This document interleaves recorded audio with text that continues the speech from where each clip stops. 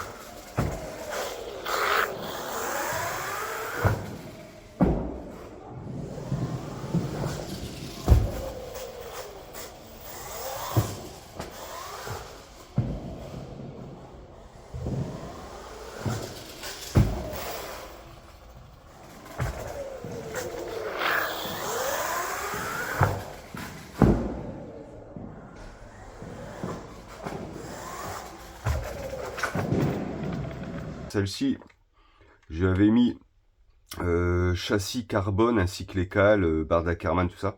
Le châssis ne bouge pas. Franchement, nickel. La seule chose qui a cassé, c'est les cales. Alors, je sais plus lesquelles exactement, à l'avant ou à l'arrière, hein. C'est ce qui est de plus fragile.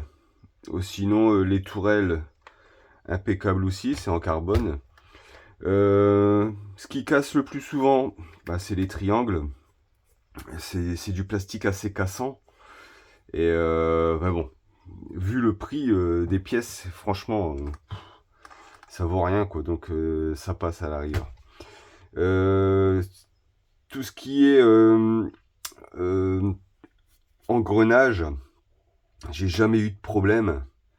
En tout cas avec tout ce qui est roue d'origine ou de même taille et de même poids.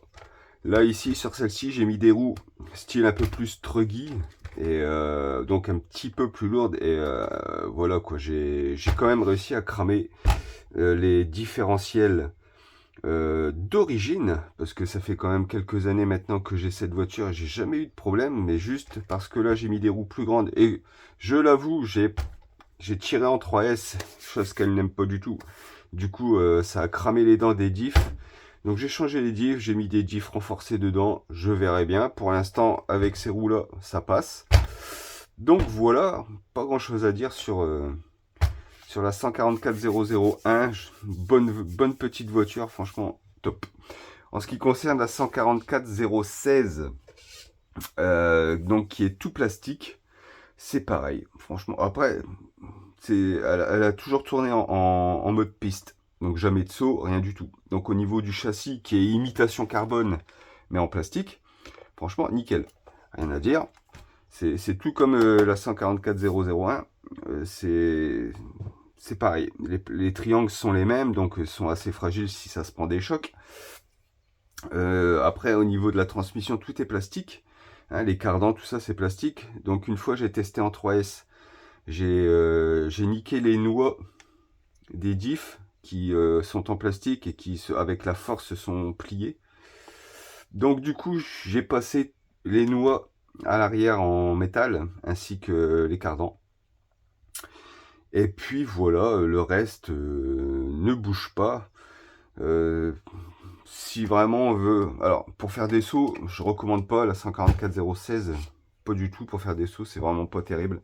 Par contre, pour la mettre en mode piste, c'est top. Franchement, il n'y a pas grand chose à dire. Voilà, c'était un petit retour rapide sur ces WL Toys. J'en ferai plus, hein. La prochaine fois, ce sera un dernier retour aussi sur la Larlo SBK10, la Stormbreaker. Et puis voilà, je vous dis à bientôt. Salut!